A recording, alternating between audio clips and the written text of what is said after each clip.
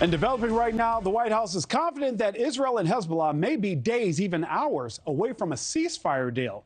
Right now, you're looking live at Beirut. Israel has been targeting Hezbollah in Lebanon's capital for months. The conflict has killed thousands in Lebanon, as well as dozens of Israeli soldiers fighting the terror group.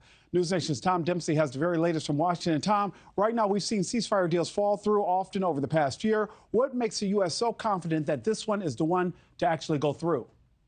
That's a good question. Good morning, Nick. Look, this morning, President Joe Biden's team saying a possible ceasefire deal between Israel and Hezbollah could be getting closer. But the team points out nothing is done until everything is done. And today, Israeli Prime Minister Benjamin Netanyahu's cabinet is expected to vote on the measure.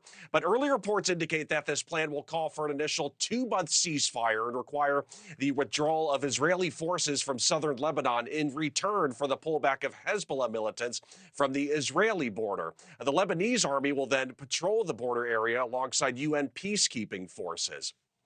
The impact of the ongoing fighting in Gaza remains unknown, though. But since the Hamas invasion last year, Hezbollah has fired rockets into Israel, even reaching as far south as Tel Aviv. And about 2 months ago, Israeli forces invaded Lebanon, skyrocketing tension in the region. Now the U.S. hopes this possible ceasefire deal could be the answer. Oftentimes, the very last stages of an agreement are the most difficult because the hardest issues are left to the end. That, of course, is true. Hopefully, we'll get there with an agreement. We're pushing as hard as we can to get a diplomatic resolution that would allow these tens of thousands of people in Lebanon and Israel to return home. But ultimately, that's up to the parties, not to us.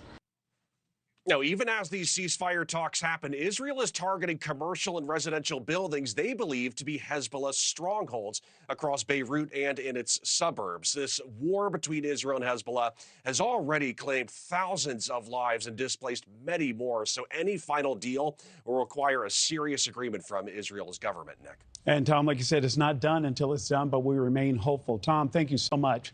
Thanks for watching, everybody. Go to joinnn.com to find NewsNation on your television provider. Also, don't forget to click that red subscribe button below to get more of NewsNation's fact-driven, unbiased coverage.